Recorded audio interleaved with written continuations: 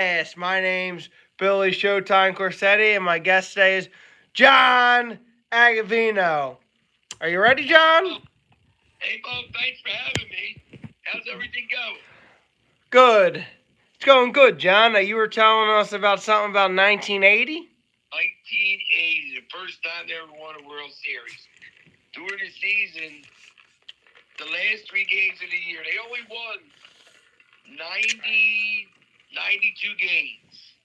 They were 92 and 70. But the last 3 games were in Montreal, and Montreal and the Phillies had the same record. So whoever won 2 out of the 3 games makes the playoffs. And the Phillies end up winning the first 2 games, and they end up winning the World Series.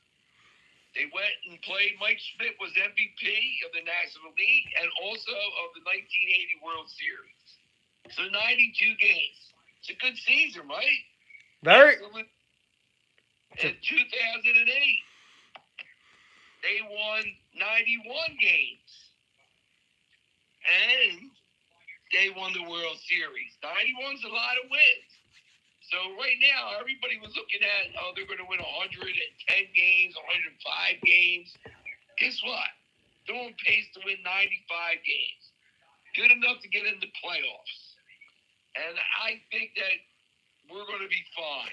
Hey, John, let me ask you a question, John. If we get in the playoffs and play the team that we have struggled with over the last 2 years, the Diamondbacks, are you worried if we get them in the first round? I am not.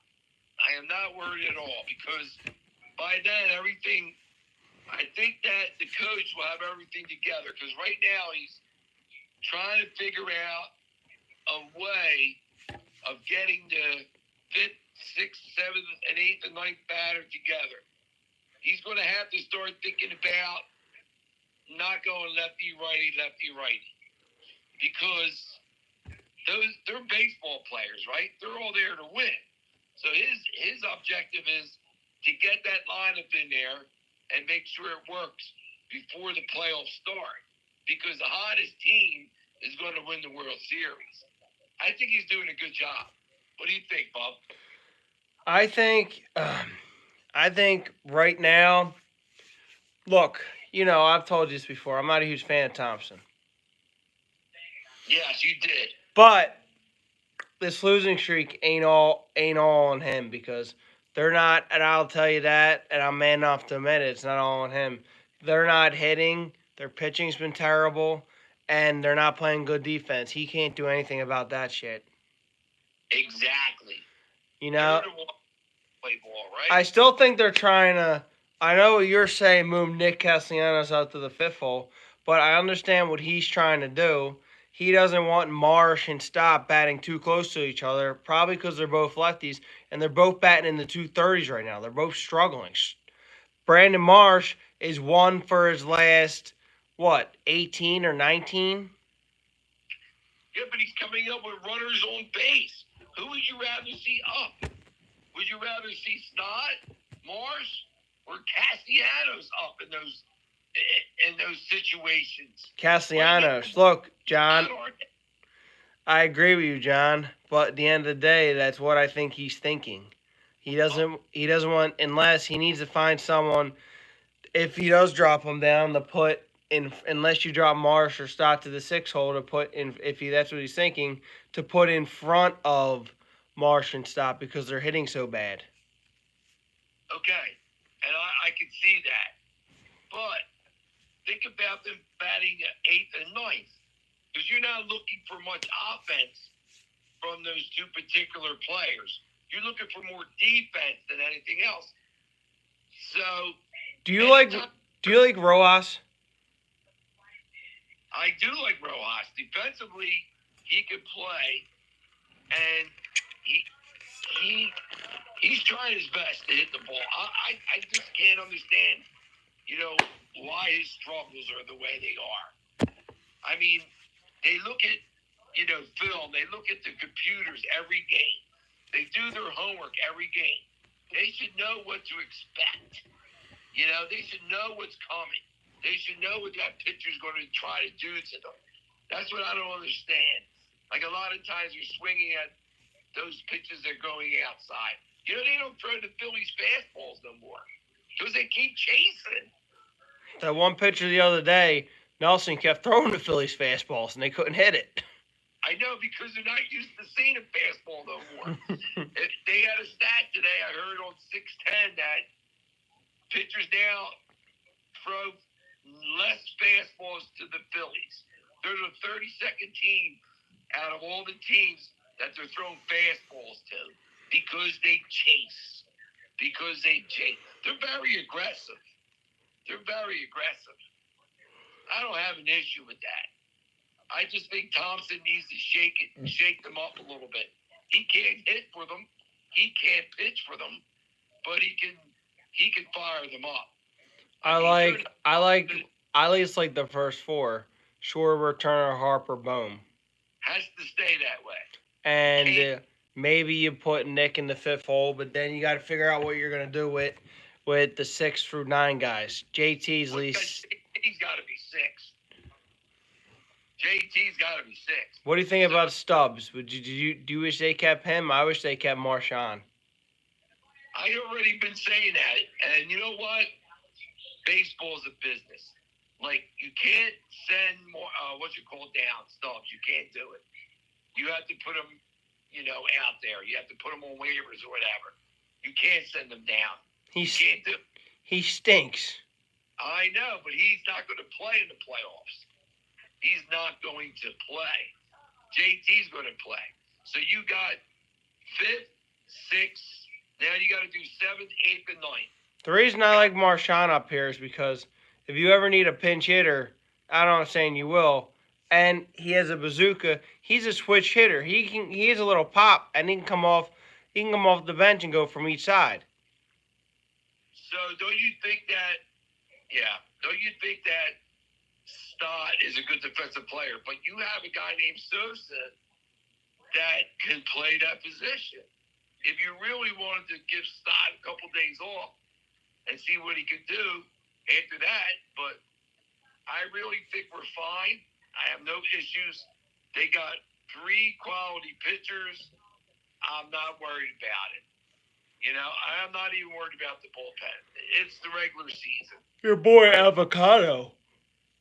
Who? Avocado. I don't worry about it. He's your boy. No, I'm not worried about him. I'm saying he's your boy. I know. You got these guys that you can set it up because when the playoffs come, it's different. It's totally different atmosphere. It's a totally different game. They'll be ready. We're going to see coming up now, what do you have, Washington and Miami? Washington, Miami, Atlanta, Kansas City. They're the next 2 weeks. They'll be fine. I have no issue. And they're home. Their next 3 series shouldn't be as hard because Miami always gives them trouble, but they should at least go 5-1 this week, I would hope. But in 1980, Pete Rose played 162 games. He played the whole season. If you look at that lineup, who caught? Bob Boone, Greg Luzinski, right? Manny Trio, Larry Bowa. Who they have pitched? Carlton and Dick Ruthven. And, dude, if you look at Bake McBride played the outfield, right? Gary Mattox. Look at that lineup. It's like, wow. You wouldn't think they would win a World Series. And J.C. Romero had 2 wins in the World Series, and he's a reliever. So you just got to get hot. I can't wait till the playoffs start. I can't wait. There's no problem. They're going to go further than we anticipate. Everybody right now is down on it, but I'm not, and you're not, right? I'm not, John. I'm excited. I'm excited too. I can't wait because it'll shut everybody up. But the Phillies got to give Marte the talk they need to give him. They need to let him go. Well, he should have done. He's got to do that with a couple people there. Like he stinks. Dubs also should be gone. He should not be on that team. He's an automatic out. Everybody knows that. Those pitchers love when he comes up. Guess what? I love him. He's a great cheerleader. But cheerleading doesn't get you hits, Steve. Doesn't get you hits. You want to win, or you just want to, we're going to jump in the pool after we win the series. And did they jump in the pool? Nope. Arizona kicked their ass. You can't mouth off if you can't back it. And for a guy that doesn't even play, Last year, remember that, what he said? we're going to jump in the pool. Right, after they win. And guess what? They didn't win. And if it was Harper that said it, I wouldn't have an issue with it. But it was Stubbs. Who the hell is Stubbs? But I think Taz is doing a good job. He's just got to put a little bit more thought behind that bottom of the order. He has to. Hayes is going to play. They didn't trade for him if he's going to sit the bench. He's going to play. He's hurt. I know, but when the playoffs come in, he's not. Hopefully, he's not hurt. So you're going to have Hayes, you're going to have Marsh, and you're going to have Castellanos. Their start outfield is going to be, it's going to be Hayes in left, Marsh in center, Nick in right. Rojas is on the bench. Hayes is 7th, Marsh is 8th, and Stott will bat 9th to turn that lineup over. And I guarantee you Stott will be productive in the 9-hole. Nah, I think you should go. You should. 3 lefties in a row. What'd you say? 3 lefties in a row. I think they should go Marsh, Hayes, Stott. Oh, I think Hayes can't. Hayes is going to come around because he's playing every day now. I like Hayes, but. Yep. But they trade for a left fielder. I told you. I don't want to see Marsh and Stott batting back to back while they're both hitting 230. Well, something's going to have to. Because right now they're both an automatic out. Yep. Those pitchers are licking their chops when they come at bat. Licking their chops. I mean, every first pitch is a strike. Then the other night he had like a 3-0 count when they had 3-1, and then the next pitch he swung at was inside. Take another pitch, dude. What's the issue? A walk's as good as anything else. Should be able to steal second, right? Yup. I don't get it. But yeah, I look back at those games, and I remember, like I said, those games were really tough. And they played, and they had ups and downs, too. And the wins don't matter. Seattle, what was the year when they won 112 games or something? Did they lose the first round? Wasn't that 2001? Yeah. Was that 2000? Was that 2001? It was, right? I think it was. Yeah, because then the Yankees bounced them, right? Yep. And that's what happens.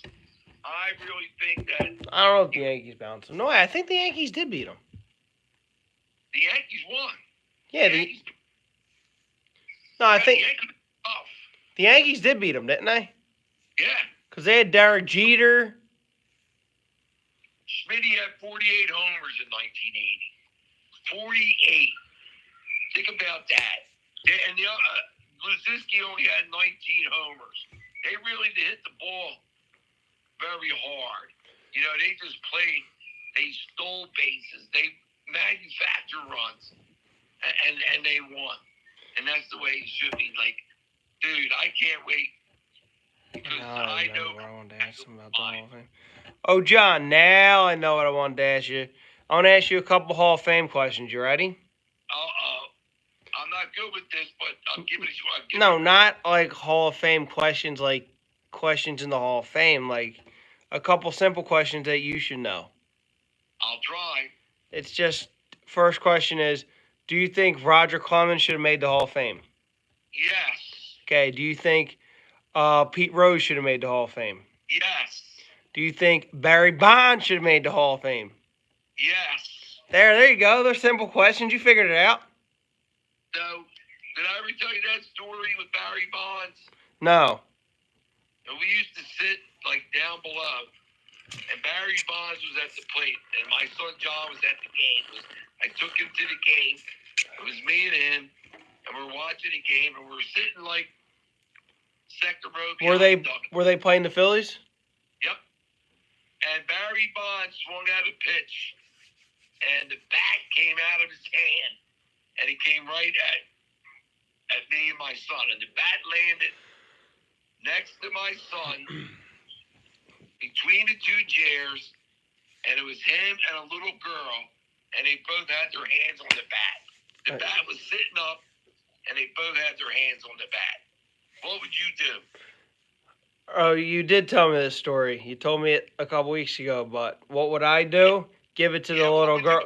Give it to the little girl, but in my mind, because I'm not a cruel person, but in my mind, what am I gonna do? I want to keep it.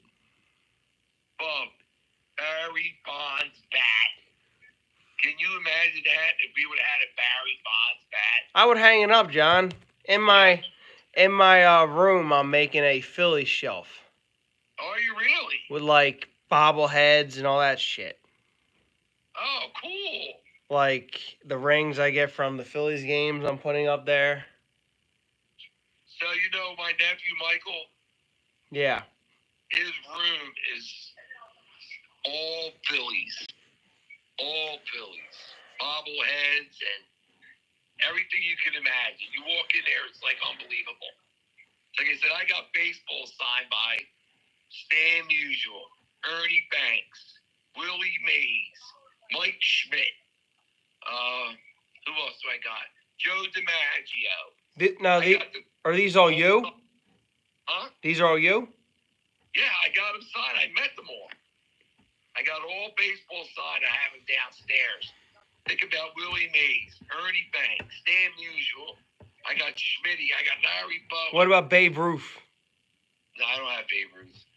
I got all the things on the wall. I got a lot of stuff from the Phillies.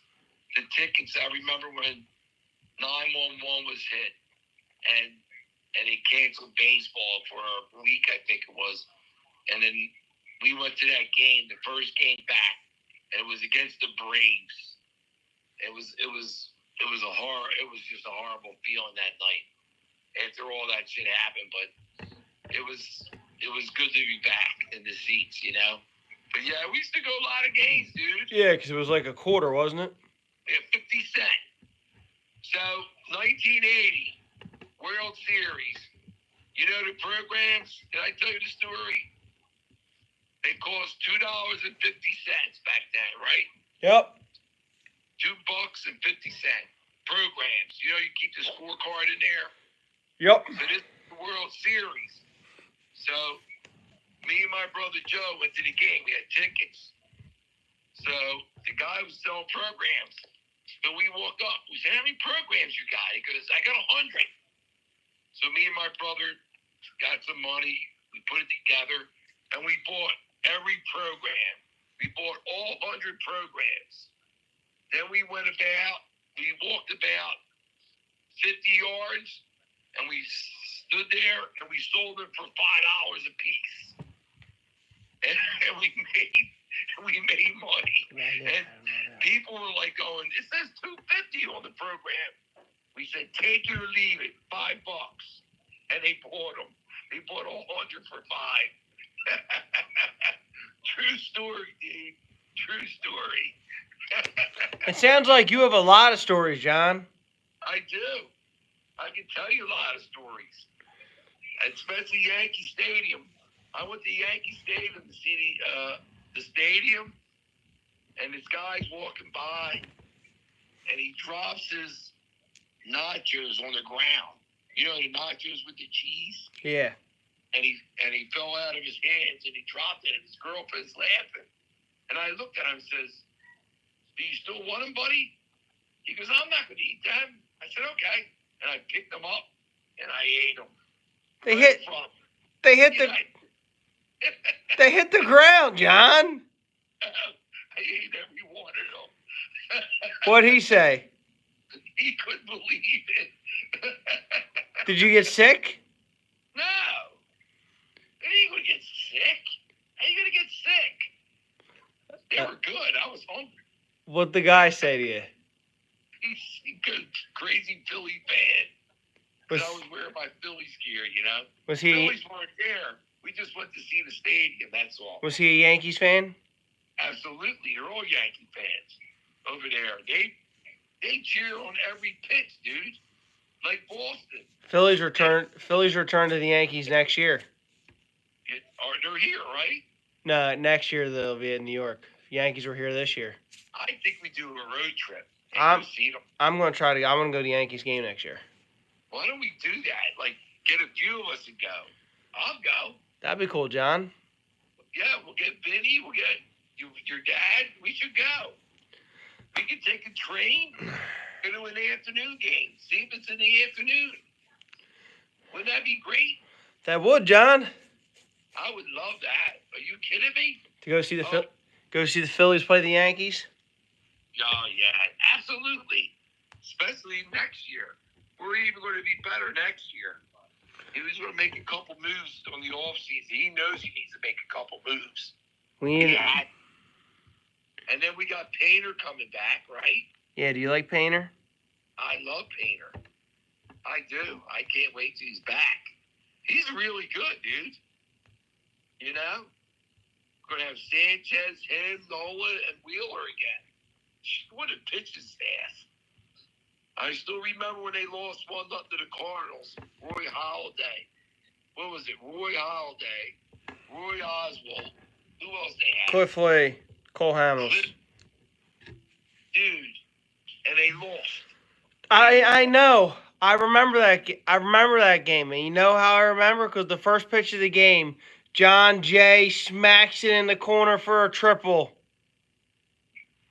They won 1-0. And you know what happened? John Jay, first pitch, triple. Yep. Unbelievable. Then the next guy, sack fly. I don't know if it was the next guy or if it was Pujols, but didn't someone hit a sack fly? I don't think it was Pujols. I don't think it was Pujols. I think it was the number 2 batter. Yeah, I think it was. They got on the board real quick, and that was it. Because talking about Hall of Famers, Pujols should make the Hall of Fame. There's no doubt. He might be. Hall of Fame. What'd you say? Yes. Pujols was a machine with the Cardinals. Dude, they had some pitchers back in the day that used to throw 130 pitches. I mean, Steve Carlton, the year he won 27 games, you gave him 1 run, that's all he needed. He mowed them down. Dude, he was a machine. Oh, my God, that pitch that he had. Who, Carlton? Yeah, on the worst team in baseball, he had 27 wins. I think that year the Phillies only won, 60 games? He had 27 of them. He used to shut people down. You couldn't hit him. Oh, my God. How did he throw 120, 130? No problem. But he would never talk to the media. Unbelievable. All right, Bob. Any other questions? No, if you're good. Yep. This way, we'll get it together. We'll talk during the week, because after they win 6 in a row, we'll be fine. All right. As long as it's playoffs. And I'm telling you that what you call is going to be batting 5th on tomorrow night. All right, John. Thanks for joining me on the podcast. No, thank you for having me. It was fun. All right, Bob. All right. Good night, buddy. And let's go Phillies. Let's go Phillies, John. Woo-hoo! Wait, John, before you go. Everybody hits. Everybody hits. Woo-hoo! Turn 2, turn 2. Woo-hoo! All right, bud. Say it.